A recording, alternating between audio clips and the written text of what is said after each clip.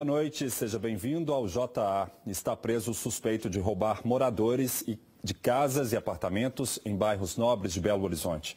Segundo a polícia, o homem aproveitava o momento em que os carros entravam na garagem para render as vítimas. Pois é, gente, esse tipo de crime acende o alerta para os cuidados ao chegar aos imóveis. Nestas imagens dá para ver quando ele toma o celular de uma vítima. Veja que a mochila já está cheia.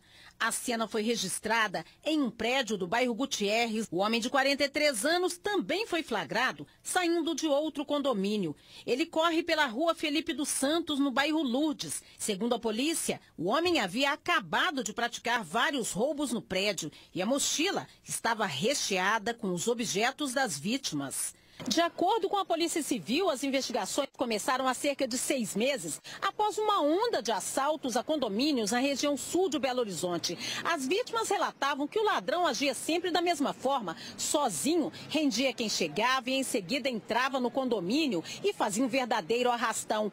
Quando a Polícia Civil conseguiu identificar o suspeito, descobriu que o homem já havia sido preso em flagrante, mas por roubo a pedestres. Segundo a delegada, foram apurados pelo menos 2 roubos a pessoas nas ruas e 6 a prédios residenciais. Ele escolhe aleatoriamente, entra na garagem, mostrando a arma de fogo, determina a subida da vítima até a sua residência.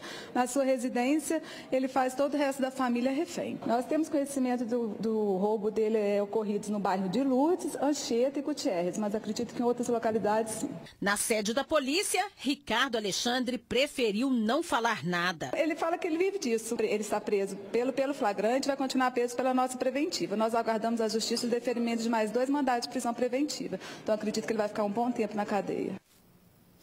E a Polícia Civil de Betim desarticulou uma quadrilha especializada em roubos. Um dos alvos foi um motel da cidade. O grupo fez um arrastão nos quartos, assaltou clientes e funcionários. O casal chegou ao motel como se fosse cliente, em um carro roubado. A recepcionista não percebeu, mas outras 3 pessoas estavam escondidas na parte de trás do carro. Em seguida, os bandidos renderam as funcionárias e fizeram o arrastão. Foi um corre-corre dos ladrões entre um quarto e outro para conseguir roubar os pertences de todos os clientes.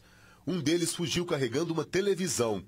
Mércia Aparecida Apoliano, de 32 anos, não conseguiu escapar e foi detida pelos policiais que chegaram logo em seguida. A mulher, que não tinha passagens pela polícia, está em prisão domiciliar. Depois de 3 meses de investigações, a Polícia Civil identificou outros 5 envolvidos. Gutenberg Rodrigues de Araújo, de 23 anos, que dirigia o veículo, está foragido. Pablo Gabriel Teixeira, de 19 anos. Pablo Henrique Santos, de 22, Giovanni Davi Sierve, de Lourdes, de 23 anos, e Jean Maicon Oliveira Nicolau, de 26 anos, considerado o líder da organização, estão presos. Tem nada a dizer, não. Não, sou traficante não, senhora. Você fez arrastão no motel? Não, senhora. Você rouba? Não, senhora. Foi na casa de Jean que a polícia recolheu este material: coletes à prova de balas, radiocomunicador, munição, um revólver calibre 38 e uma pistola de uso restrito da polícia. Arma que foi adulterada para fazer vários disparos de uma só vez. Os 5 homens são suspeitos de participar de 12 roubos em Betim, além do envolvimento com tráfico de drogas. A folha de antecedentes criminais deles diz tudo, né? E todos com arma de fogo, sempre mediante o uso de violência e grave ameaça. A Polícia Civil de Betim prendeu também um jovem que assaltava ônibus intermunicipais. Com a ajuda de um comparsa e muita ousadia, eles chegavam até a mudar a rota dos coletivos para facilitar o roubo. Gabriel Rodrigues da Silva, de 22 anos, aparece nestas imagens usando um capuz. No meio da viagem, ele e um comparsa, ainda não identificado, abordaram o motorista do coletivo, que seguia de Contagem para Betim. Ele obrigou o motorista do ônibus a mudar a rota. Gabriel é suspeito de ter cometido pelo menos 4 assaltos a ônibus. Quando ele assaltou um caminhão, um motorista de caminhão, ele foi preso em flagrante por policiais civis. A folha de antecedentes criminais dele deve ser maior do que eles.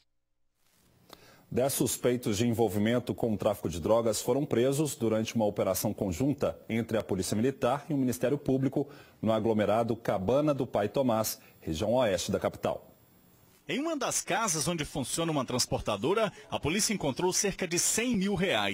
Em outra casa, eles encontraram uma arma e 2 agendas que seriam para anotar dívidas dos usuários de drogas. Ao todo, 10 pessoas foram presas no aglomerado Cabana do Pai Tomás. São 6 homens e 4 mulheres. São pessoas já escoladas no tráfico de drogas, que são abordadas rotineiramente pela Polícia Militar, tanto no Cabana, eventualmente fora da área do Cabana, mas nunca consegue se prender nada com eles. Já temos informações consistentes que são eles que chefiam boa parte do tráfico de drogas no interior do Cabana. A operação contou com 70 policiais e também com o Ministério Público. A prisão é uma prisão temporária, tem o prazo de 30 dias, então em 30 dias a gente tem que concluir esse procedimento e vamos então definir quem são as pessoas consideradas pelo Ministério Público como envolvidas na associação. Uma simulação de acidente entre um carro e um trem atraiu curiosos em Divinópolis.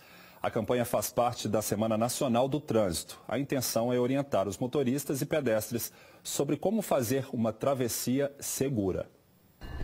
Um carro estraga bem em cima da passagem de nível sobre a linha férrea, no centro de Divinópolis.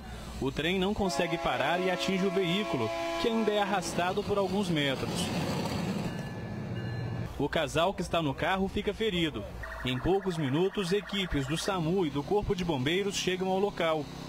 Os socorristas prestam os primeiros atendimentos às vítimas ainda dentro do carro. O homem é o primeiro a ser retirado e levado para a ambulância. Os socorristas cortam o teto do carro para retirar a mulher. Em seguida, ela é imobilizada e retirada do veículo. Tudo não passou de uma simulação, mas poderia ser verdade. Só no ano passado, foram 6 acidentes nas passagens de nível do centro de Divinópolis. Esses exercícios são realizados no sentido de trazer a conscientização à população dos perigos que tem nas travessias. Quanto mais se faz treinamento, melhor fica no atendimento, né? Não só na assistência, mas também no tempo-resposta, a ação conjunta com o bombeiro, né, com as outras forças que atuam na área de emergência. A simulação faz parte da Semana de Trânsito. Os condutores, né, a comunidade que vive, que utiliza esse entorno das passagens de nível, ela tem que ficar mais atenta. Atenção também na hora de atravessar uma rua ou avenida. Em Juiz de Fora, o atropelamento de idosos foi tema de uma audiência pública. A cidade é a segunda do Brasil com mais casos desse tipo de acidente envolvendo os velhinhos. Só perde para São Paulo. O problema é o farol que é rápido, né?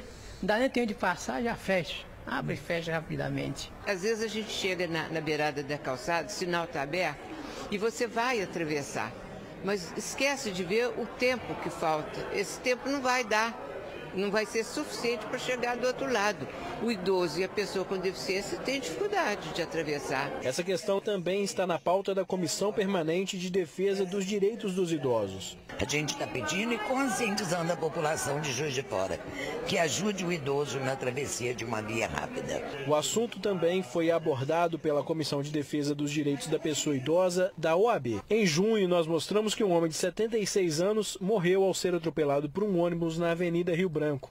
Em julho, uma mulher também foi atropelada, desta vez na Avenida Getúlio Vargas. Até o dia 25 de setembro, a questão vai ser debatida em todo o país, em mais uma Semana Nacional do Trânsito. Esse ano nós vamos trabalhar A Minha Escolha Faz a Diferença no Trânsito, com o mesmo tema do Maio Amarelo. A nossa intenção de quem está vinculado ao Sistema Nacional do Trânsito é justamente a gente manter uma marca, criar uma identidade na busca de mudança de comportamento. Pode atravessar uma faixa, respeitar a faixa de pedestre e o semáforo para os pedestres. Respeitar o motorista, respeitar a bicicleta não trafegar sobre a calçada. Enfim, a convivência harmoniosa entre todos os elementos que compõem o trânsito no nosso dia a dia. A polícia está atrás dos bandidos que explodiram uma agência bancária nessa madrugada em Ressaquinha, na região central do estado. Apesar de danificarem todo o banco, os ladrões não conseguiram levar o dinheiro. Segundo as investigações, os homens armados cercaram a agência e colocaram os explosivos nos caixas. Eles ainda atiraram para o alto numa tentativa de intimidar os militares e os moradores. 2 homens se passaram por clientes de uma pizzaria para assaltar os funcionários no bairro São Gabriel, em Belo Horizonte. Um dos suspeitos alegou que cometeu o crime para pagar pensão alimentícia. Por volta das 10 horas da noite, 2 homens chegaram ao local e anunciaram o assalto. Armados, eles renderam todo mundo, os proprietários e funcionários, e fizeram uma limpa. Veio um rapaz primeiro pedindo se tinha cerveja. Aí já veio o outro e já colocou a arma, né? Pediu para abrir, entrou e mandou todo mundo deitar no chão e pegou tudo que podia pegar, celulares. Poucos minutos depois, eles fugiram, no sentido do bairro Paulo VI. A polícia foi acionada e os 2 acabaram presos. Os suspeitos foram trazidos aqui para a central de flagrantes. Com eles, a polícia apreendeu todo esse material. São 2 armas de fabricação caseira, sendo esta de calibre 12. Também foi apreendido o dinheiro que foi roubado da pizzaria, os celulares que estavam com funcionários e proprietários, além das máquinas de cartão de crédito. Rafael alegou que era trabalhador e que só cometeu o roubo porque estava passando por dificuldades. Tem meu emprego, trabalho com Lava Jato, eu trabalho. O Lava Jato não estava dando dinheiro? Eu ganho R$300 por semana. Eu tenho 2 meninos para criar, tenho que pagar a pensão do menino de 1 ano. Parentes de Rafael foram à delegacia e pediram desculpas às vítimas. Peço a vocês desculpa pelo transtorno, né? Que infelizmente os dedos não são iguais, né? O único mal que ele fez é psicológico. Ele vai ter que pagar, é justo. A irmã do rapaz disse que ele fez a opção errada e que a família tenta ajudar. Nós sempre abraçamos toda a causa e não justifica se estava uma pensão atrasada, né? Acho que tem que pagar. Se errou, tem que pagar. Na rua onde o crime aconteceu, moradores denunciam que o número de furtos e assaltos tem sido grande. O policiamento aqui mostra que está muito fraco. Quase não tem. Infelizmente, depois que eles tiraram o batalhão aqui do bairro, nós somos alvos constantes. As lojas e os pedestres, todo mundo, principalmente o usuário dos ônibus também, todos dias são alvos desses assaltos aqui no bairro. Um jovem de 25 anos foi soterrado por um barranco enquanto trabalhava em uma obra da prefeitura no bairro Taquaril, em BH. Os bombeiros foram acionados e encontraram a vítima com o corpo soterrado somente com a cabeça para fora, que foi liberada do entulho por um popular. Um resgate muito difícil por causa do risco de novos desabamentos. O local foi escorado para ajudar nos trabalhos. No fim da tarde, o jovem foi retirado consciente e levado pelo SAMU para o Hospital João 23. Quem for flagrado abandonando gatos no Parque Municipal de Belo Horizonte poderá ser detido e encaminhado para a delegacia. A medida está em estudo e leva em conta o aumento da população desses animais no local. Segundo a Secretaria Municipal de Meio Ambiente, nenhum dos cerca de 400 gatos que vivem no parque nasceu lá. Todos foram abandonados. A justificativa da prefeitura é que os felinos estão se alimentando de pássaros, contribuindo para a proliferação de insetos, incluindo cupins que podem provocar a queda de árvores. Até fevereiro de 2018, o município deve apresentar um projeto para a retirada dos gatos. A ideia inicial era castrar os animais, implantar microchips em todos e encaminhá-los para a adoção. De acordo com a Polícia Civil, o abandono de animais pode ser enquadrado como crime de maus tratos quando os bichos são feridos. A pena varia entre 6 meses e 1 ano de prisão. No próximo sábado, dia 23, a Prefeitura de Belo Horizonte vai realizar a campanha de vacinação antirrábica animal. Serão 300 postos distribuídos por todas as regionais. A vacina contra a raiva é de graça. A doença é fatal causada por um vírus. Devem ser imunizados cães e gatos a partir de 3 meses de idade. A campanha é muito importante para o controle da raiva na capital, que há cerca de 30 anos não registra casos em humanos e caso de raiva canina. Na nossa página, você confere os locais de vacinação em cada regional. Acesse alterosa.com.br/JA. A gente volta já já. Voltamos com o JA para mostrar o drama de moradores de Bom Despacho que sofrem com racionamento de água. Mesmo com a medida que determina a interrupção do fornecimento por algumas horas, alguns bairros estão sem o abastecimento há cerca de 1 semana. Dezenas de moradores de Bom Despacho foram para a porta do escritório da Copasa protestar contra a falta d'água. A cidade está passando por um racionamento, mas segundo a população, alguns bairros estão sem abastecimento de água há 1 semana. Tem 7 dias que não tem água na minha casa, a tabela não está sendo cumprida, meu chuveiro já queimou porque não tem água, com um pouco de água ele queimou, eu tô com roupa suja, vasilha suja. E quando chega água contaminada. A água está dando náusea, diarreia na população. A falta de água em Bom Despacho já foi mostrada na TV Alterosa. O racionamento na cidade começou no mês passado porque o nível do rio Capivari, onde é feita a captação, baixou muito por causa da estiagem. A promessa da Copasa é de que 5 poços artesianos seriam perfurados para ajudar no abastecimento da cidade. E também estamos com, hoje já em Bom Despacho, temos 2 carretas pipa que estão fazendo transporte de água tratada, buscando em um dos poços em operação pela Copasa no distrito de Engenho do Ribeiro, e essa água está sendo transportada até um dos reservatórios na área central, que está ajudando, né, e complementando essa vazão que hoje nós estamos operando no sistema. A Copasa informou por nota que o rodízio comunicado à população está sendo cumprido e que os poços artesianos estão sendo perfurados. O calor e o tempo seco persistem em Belo Horizonte. Para os próximos dias, foi descartada a possibilidade de chuva. Veja agora a previsão para amanhã em todo o estado.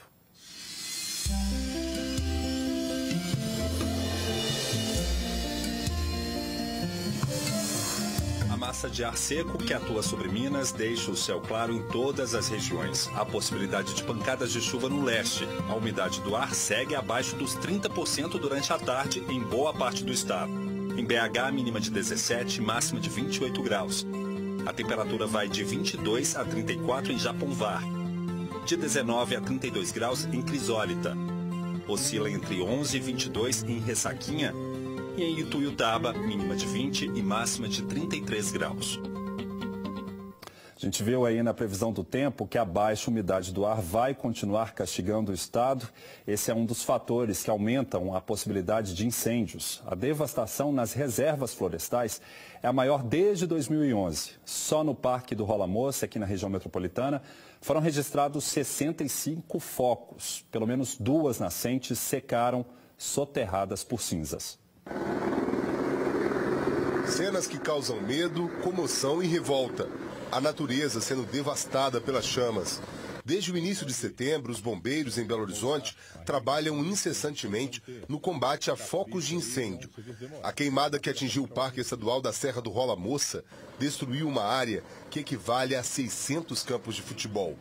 Hoje o trabalho é de rescaldo e conta com o empenho de 71 bombeiros e brigadistas. Esses incêndios aí, aliado à falta de consciência ambiental, né, eles se propagam com maior violência nessa época do ano. Haja vista aí que a umidade relativa do ar ela está baixa, as temperaturas estão altas aí, o longo período aí, já estamos há mais de 3 meses sem chuvas, todos esses fatores aí contribuem para que o incêndio ele se alastre de forma mais acelerada. Além do parque, outros pontos ao redor da serra também foram atingidos pelo fogo. De acordo com os bombeiros, já são 538 queimadas. A região de Casa Branca também foi atingida. No condomínio Retiro das Pedras, as chamas chegaram perto das casas. Dizer que são todos criminosos é difícil a gente falar, mas a gente sabe que 99,1% de todos os incêndios florestais, eles são causados pela ação humana, seja ela criminosa ou não. Segundo o Instituto Nacional de Pesquisas Espaciais,